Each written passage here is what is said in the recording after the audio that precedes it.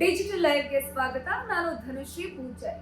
S ವೀಕ್ಷಕರೇ, ಕಾಲ ಬದಲಾಗ್ತಾ ಇದೆ. ಎಷ್ಟರ ಮಟ್ಟಿಗೆ ಕಾಲ ಬದಲಾಗ್ತಿದೆ ಅಂತಂದ್ರೆ ನಮ್ಮ ವಾತಾವರಣ ವೆದರ್ ಏನಿರ್ಬೋದು ಟೋಟಲ್ ಚೇಂಜ್ ಆಗಿ ಹೋಗ್ಬಿಟ್ಟಿದೆ. ಮಳೆ ಬರುವಂತಹ ಕಾಲದಲ್ಲಿ ಮಳೆ ಬರ್ತಾ ಇಲ್ಲ, ಬಿಸಿಲಿಂದಾಗಿ ನೆತ್ತಿ ಸುಡ್ತಾ ಇದೆ.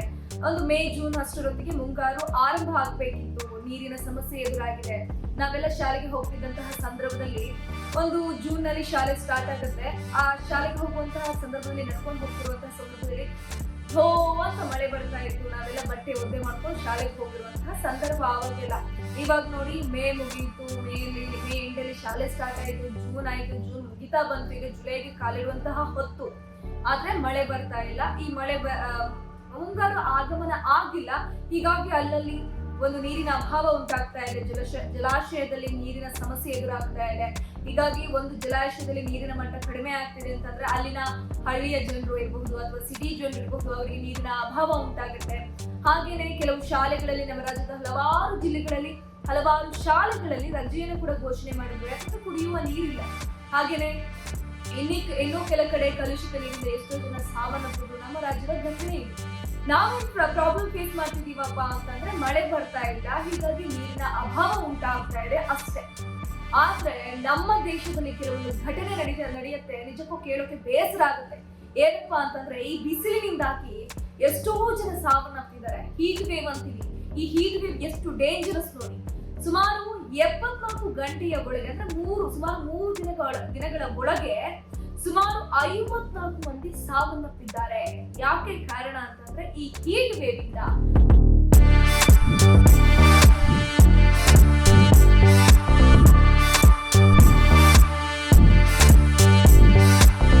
ಸೂರ್ಯನ ಕಿರಣಗಳಿಂದ ಇಷ್ಟೊಂದು ಶಾರ್ಪ್ ಆಗಿದೆ ನೋಡಿ. ಸೂರ್ಯನ ಕಿರಣ ಅಂತಂದ್ರೆ ಹೀಟ್ ವೇವ್ ಅಂದ್ರೆ ಬಿಸಿ ಗಾಳಿ. ಈ ಬಿಸಿ ಗಾಳಿಯಿಂದ 54 ಜನ ಮೃತಪಟ್ಟಿದ್ದಾರೆ. ಎಸ್, ಇದು ನೀವು ಕೇಳ್ತಿರುವಂತಹ ಸುದ್ದಿ ನಿಜ. ಇದು ಉತ್ತರ ಪ್ರದೇಶದ ಬಲ್ಲಿಯಾ ಜಿಲ್ಲೆಯ ಘಟನೆ. ಬಲ್ಲಿಯಾ ಜಿಲ್ಲೆಯಲ್ಲಿ ನಡೆದಿರುವಂತಹ ಘಟನೆ. ಸುಮಾರು ಈ ಹೀಟ್ ವೇವ್ ಅಂದ್ರೆ ಬಿಸಿ ಗಾಳಿಯಿಂದಾಗಿ 54 ಜನ ಸಾವನ್ನಪ್ಪಿದ್ದಾರೆ. ಇನ್ನು ಉತ್ತರ ಪ್ರದೇಶದ ಬಲ್ಲಿಯಾ ಜಿಲ್ಲೆಯ ಆಸ್ಪತ್ರೆಯಲ್ಲಿ ಕಳೆದ 3 ದಿನಗಳಲ್ಲಿ ನಡೆದಿರುವಂತಹ ಸಾವಿನ ಸಂಖ್ಯೆಗಳಿವೆ. ಅಂದ್ರೆ ಇದು ಸಾವಷ್ಟೇ. ಇನ್ನು ಅಡ್ಮಿಟ್ ಆಗಿದವರು 500ಕ್ಕೂ ಹೆಚ್ಚು ಜನ ಅಡ್ಮಿಟ್ ಆಗಿದ್ದಾರೆ. ಅದರಲ್ಲೂ ಮುಖ್ಯವಾಗಿ 400ಕ್ಕೂ ಅಧಿಕ ಮಂದಿ ಆಸ್ಪತ್ರೆಗೆ ಹೀಟ್ ವೇವ್ ಕಾರಣಕ್ಕಾಗಿ ದಾಖಲಾಗಿದ್ದಾರೆ. ಅಂದ್ರೆ ಹೀಟ್ ವೇವ್ ಇಂದ ಆರೋಗ್ಯದಲ್ಲಿ ಏರಿಳಿತ ಆಗಿದೆ. ಹೀಟ್ ವೇವ್ ರೀಸನ್ ಇದಕ್ಕೆ 400ಕ್ಕಿಂತ ಹೆಚ್ಚು ಜನ ಅಡ್ಮಿಟ್ ಆಗಿದ್ದಾರೆ. ಇನ್ನು ಬಿಹಾರಕ್ಕೆ ಹೋಗೋಣ. ಬಿಹಾರದಲ್ಲೂ ಕೂಡ ಬಿಸಿಲಿನ ಝಳದಿಂದ ಅಂದ್ರೆ ಹೀಟ್ ವೇವ್ ಇಂದ ಸುಮಾರು 44 ಜನ ಸಾವನ್ನಪ್ಪಿದ್ದಾರೆ. ನೋಡ್ರಿ, ಒಂದಲ್ಲ ಎರಡಲ್ಲ ಸಾವು, 44 ಜನ ಸಾವನ್ನಪ್ಪಿದ್ದಾರೆ. ಉತ್ತರ ಪ್ರದೇಶದಲ್ಲಿ 54 ಮಂದಿ ಸಾವನ್ನಪ್ಪಿದ್ದಾರೆ. ಇದು ಬರೀ ಹೀಟ್ ವೇವ್ ಇಂದ, ಬಿಸಿ ಗಾಳಿಯಿಂದ ಆಗಿರುವಂತಹ ಸಾವು. ಯಾವುದೇ ಆಕ್ಸಿಡೆಂಟ್ ಇಂದ ಅಲ್ಲ, ಗುಡ್ಡ ಕುಸಿತದಿಂದ ಅಲ್ಲ, ಪ್ರವಾಹ ಬಂದಲ್ಲ.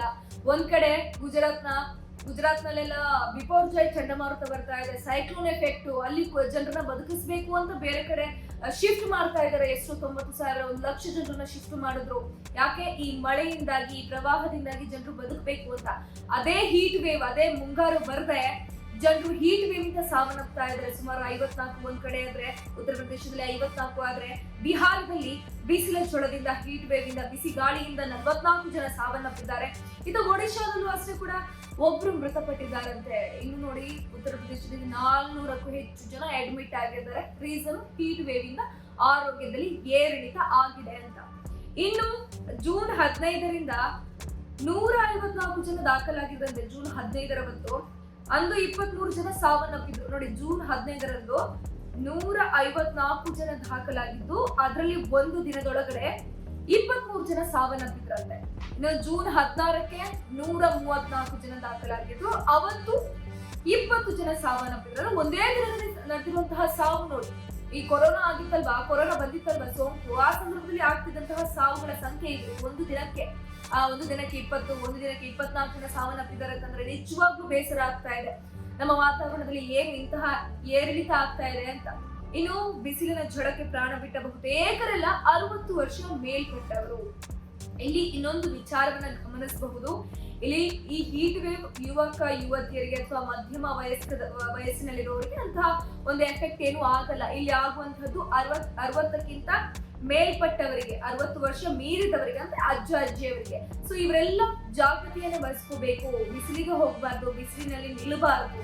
ಸೊ ಗಮನದಲ್ಲಿಟ್ಕೊಳ್ಳಿ, ಮುಖ್ಯವಾಗಿ 60 ವರ್ಷ ಮೇಲ್ಪಟ್ಟವರು, 60 ವರ್ಷ ಅಂದ್ರೆ ಎಕ್ಸಾಕ್ಟ್ಲಿ 60 ಅಂತಲ್ಲ, ಸುಮಾರು 40ರಿಂದ 60 ವರ್ಷದವರೆಗಿನ ಒಂದು ಏಜ್ ಇರುವವರು ಏನಿದ್ದಾರೆ, ಸೊ ಅವರೆಲ್ಲ ಹೊರಗಡೆ ಹೋಗುವಂತಹ ಸಂದರ್ಭದಲ್ಲಿ ಛತ್ರಿಯನ್ನ, ಅಂಬ್ರೆಲ್ಲನ ಕ್ಯಾರಿ ಮಾಡ್ಕೋಬೇಕಾಗತ್ತೆ. ಯಾಕಂದ್ರೆ ಹೀಟ್ ವೇವ್ ಹೇಳೋದು ಜೀವವನ್ನೇ ತೆಗೀತಾ ಇದೆ. ಸುಮಾರು 54 ಒಂದ್ ಕಡೆ, 44 ಜನರು ಒಂದ್ ಕಡೆ, ಹೀಗೆ ಸುಮಾರು 100 ಜನ ಈಗಾಗಲೇ 3-4 ದಿನದಲ್ಲಿ ಸಾವನ್ನಪ್ಪಿದ್ದಾರೆ. ಈ ಹೀಟ್ ವೇವ್ ನಿಂದ ಕೆಲವೊಂದು ರಾಜ್ಯಗಳಲ್ಲಿ ಮಕ್ಕಳಿಗೆ ರಜೆಯನ್ನು ಘೋಷಣೆ ಮಾಡಿದ್ದಾರೆ. ಅದು ಯಾವುದು ಅಂತ ನೋಡ್ಕೊಂಡು ಹೋಗೋದಾದ್ರೆ ಜಾರ್ಖಂಡ್ ಇರಬಹುದು, ಛತ್ತೀಸ್ಗಢ ಇರಬಹುದು, ಗೋವಾ ಇರಬಹುದು, ಆಂಧ್ರ ಪ್ರದೇಶ ಇರಬಹುದು, ಇಲ್ಲಿ ಶಾಲೆಗಳಿಗೆ ರಜೆಯನ್ನು ಘೋಷಣೆ ಮಾಡಲಾಗಿದೆ. ಇನ್ನು ಬಿಹಾರದಲ್ಲಿ PUC ವರೆಗಿನ ವಿದ್ಯಾರ್ಥಿಗಳಿಗೆ ಅಂದ್ರೆ 1ರಿಂದ 12ನೇ ಕ್ಲಾಸ್ ವರೆಗೆ ಅಂದ್ರೆ PUC first PUC second PUC ಸೇರಿಸಿ ಇಂತಹ ವಿದ್ಯಾರ್ಥಿಗಳಿಗೆ ಒಂದು ಶಾಲೆಗೆ ರಜೆಯನ್ನು ಘೋಷಣೆ ಮಾಡಲಾಗಿದೆ.